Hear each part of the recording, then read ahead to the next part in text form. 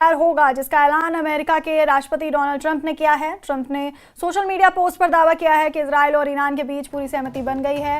राष्ट्रपति ट्रंप ने social media पर लिखा कि इजराइल और ईरान 24 घंटे में युद्ध विराम करने पर सहमत हो गए हैं। अमेरिकी राष्ट्रपति ने ट्रूथ सोशल पर कहा कि युद्ध विराम से युद्ध का आधिकारिक अंत होगा। युद्ध विराम के दौरान दोनों पक्ष शांत और सम्मानजनक रहेंगे। अगर सब कुछ ठीक रहा जैसा कि होना चाहिए तो मैं इजराइल और ईरान दोनों देशों को बधाई देना चाहता हूँ कि उन्होंने हिम्मत और साहस और समझदारी दिखाकर इस 12 दिन के युद्ध को खत्म किया है। ये युद्ध सालों तक चल सकता था और पूरे मिडिल ईस्ट को तबाह कर सकता था, लेकिन ऐसा नहीं हुआ और कभी नहीं होगा।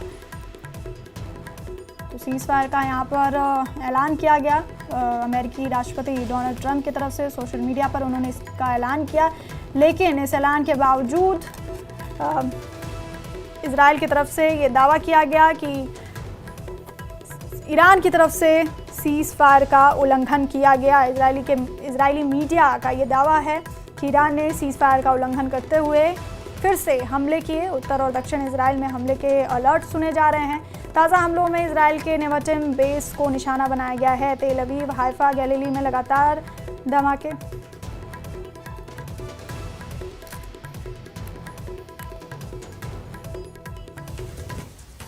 और इस बीच बड़ी खबर आपको बता दें, ईरान ने युद्ध विराम की घोषणा कर दी है। बड़ी खबर इस वक्त आ रही है। अभी कुछ देर पहले इजराइल की मीडिया की तरफ से दावा किया गया था कि ईरान की तरफ से सीज़फायर का उल्लंघन हुआ है, लेकिन यहाँ पर बड़ी खबर आपको बता रहे हैं, ईरान ने युद्ध विराम की घोषणा कर दी है। बड़ी खबर इस वक्त की सामने आ रही है, ईरान ने युद्ध विराम की घोषणा की है। अभी कुछ देर पहले हमने आपको बताया कि किस तरह से इजराइल ने सीज़फायर उल्लंघन का दावा किया था। इजराइल के मीडिया ने यह दावा किया था कि ईरान ने सीज़फायर का उल्लंघन करते हुए फिर से हमले किए हैं। उत्तर और दक्षिण इजराइल में हमले के अलर्ट सुनाई दिए गए, लेकिन इस बीच ये बड़ी खबर सामने आ रही है कि ईरान ने युद्ध विराम की घोषणा कर दी है। इस वक्त की बड़ी खबर आपको बता रहे हैं, युद्ध विराम की घोषणा यहाँ पर ईरान ने की है। ईरान के सरकारी टीवी की तरफ से टीवी पर युद्ध विराम की घोषणा यहाँ पर की गई है। बड़ी खबर आपको बता रहे हैं इस वक्त की। जिस तरह से यहाँ पर अमेरिकी राष्ट्रपति डोनाल्ड ट्रंप ने सोशल मीडिया पर सीज़फायर का ऐलान किया था और उसके बाद इजरायली मीडिया की तरफ से ये दावा किया गया था कि सीज़फायर का उल्लंघन किया गया है ईरान की तरफ से। इस बीच बड़ी खबर सामने आ रही है कि ईरान ने सीज़फायर की घोषणा की है। बड़ी खबर इस वक्त की आपको बता रहे हैं, ईरान ने सीज़फायर की घोषणा कर दी है। 13 जून को यह जंग शुरू हुआ था और ऐसा लगा था कि ये युद्ध लंबा चलेगा, और जिस तरह से अमेरिका की एंट्री हुई थी इस युद्ध में अमेरिका ने जिस तरह से ईरान के 3 परमाणु केंद्रों को अपना निशाना बनाया था, उसके बाद ऐसा लग रहा था कि ये युद्ध लंबा चलेगा। लेकिन जिस तरह से अमेरिकी राष्ट्रपति डोनाल्ड ट्रंप ने सोशल मीडिया पर सीज़फायर का ऐलान किया दोनों देशों के बीच, उसके बाद ईरान की तरफ से ये घोषणा की गई सीज़फायर की। अभी कुछ देर पहले हमने आपको दिखाया कि इजराइल की तरफ से मीडिया की तरफ से ये दावा किया गया कि ईरान ने सीज़फायर का उल्लंघन किया, लेकिन इस बीच बड़ी खबर आपको बता रहे हैं, ईरान ने युद्ध विराम की घोषणा की।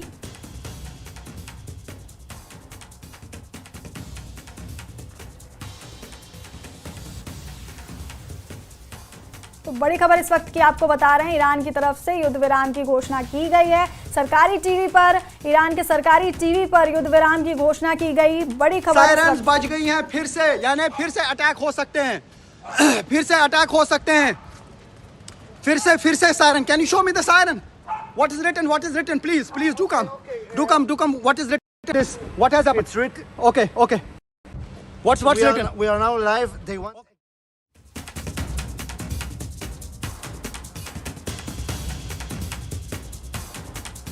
सरकारी टीवी पर यह घोषणा की गई, युद्ध विराम की घोषणा की गई। ईरान की तरफ से युद्ध विराम की घोषणा की गई। बड़ी खबर इस वक्त की आपको बता रहे हैं। अभी कुछ देर पहले इजराइल की तरफ से ये दावा किया गया था कि ईरान ने सीज़फायर का उल्लंघन किया, लेकिन अब ये साफ हो गया है, सामने ये खबर आई है कि ईरान ने युद्ध विराम की घोषणा की।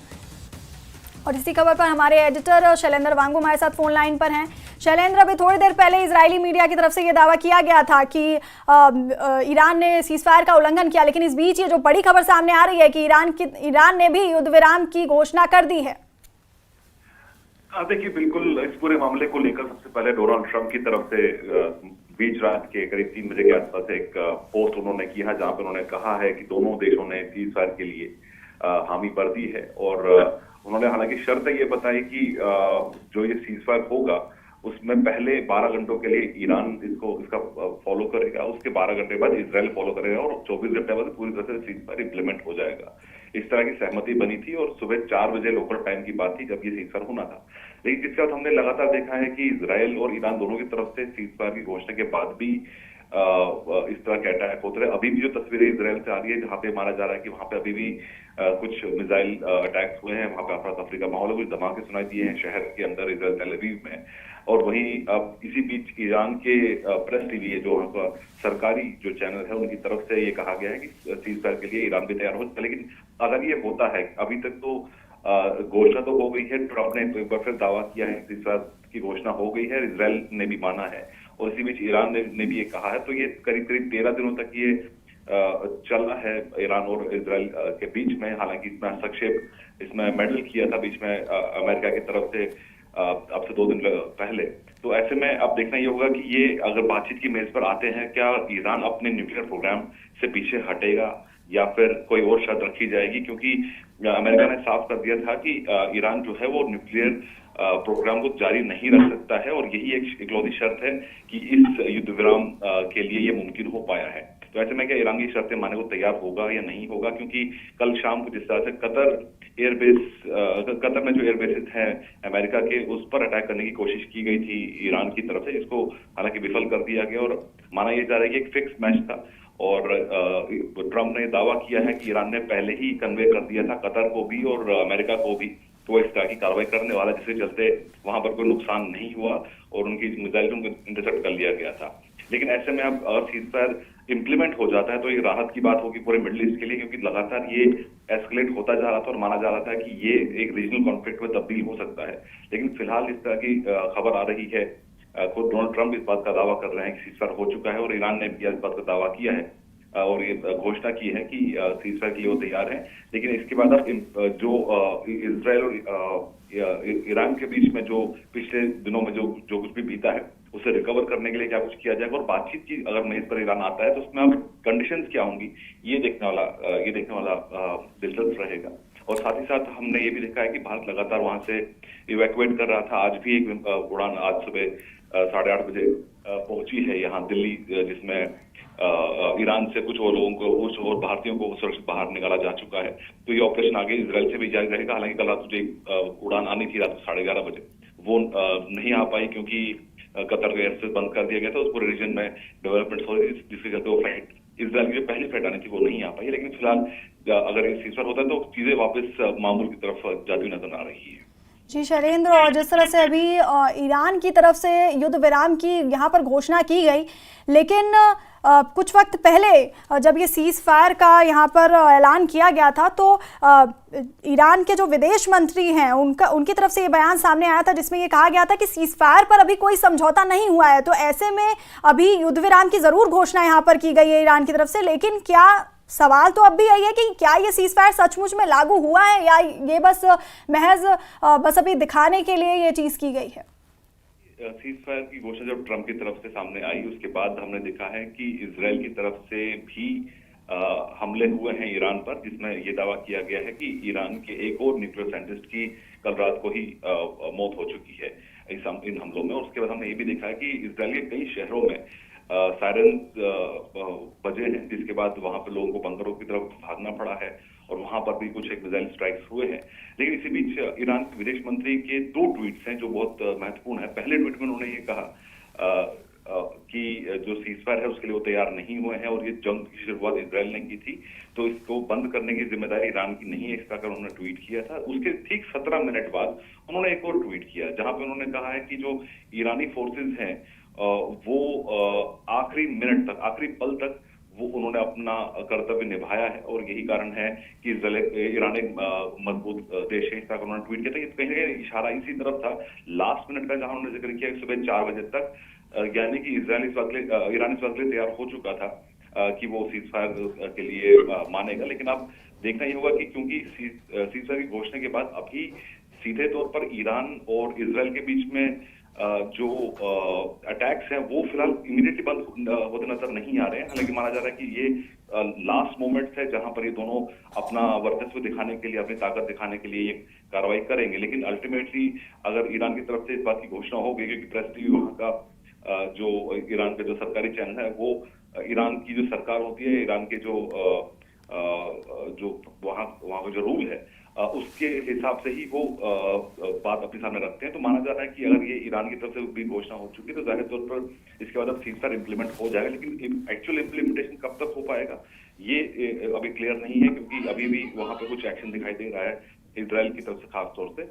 और इसी बीच अगर बातचीत के लिए अब सीज फायर के बाद अगर अगला कदम क्या होगा ये भी देखना महत्वपूर्ण होगा, क्योंकि देखिए ईरान ने तो साफ कर दिया था कि जो अपना न्यूक्लियर उनका प्रोग्राम है उसको बंद नहीं करेंगे, वो उनका जन्मसिद्ध अधिकार है।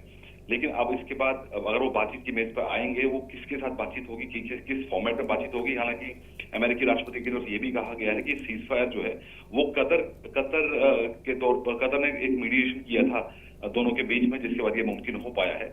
उन्होंने कतर का धन्यवाद भी किया है अपने उस एक पोस्ट में।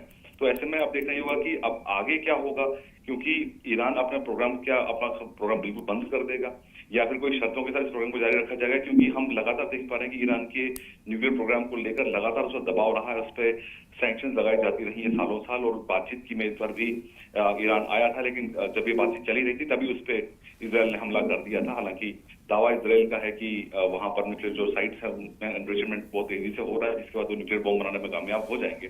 तो इन तमाम सवालों के जवाब अब तक नहीं मिल पाए। हालांकि सीज फायर अगर होता है तो ये पूरे रीजन के लिए, पूरी दुनिया के लिए एक राहत की बात है। बिल्कुल शैलेंद्र, बहुत बहुत शुक्रिया है तमाम जानकारी हम तक पहुंचाने के लिए। तो बड़ी खबर यह है कि यहाँ पर ईरान ने युद्ध विराम की घोषणा कर दी है।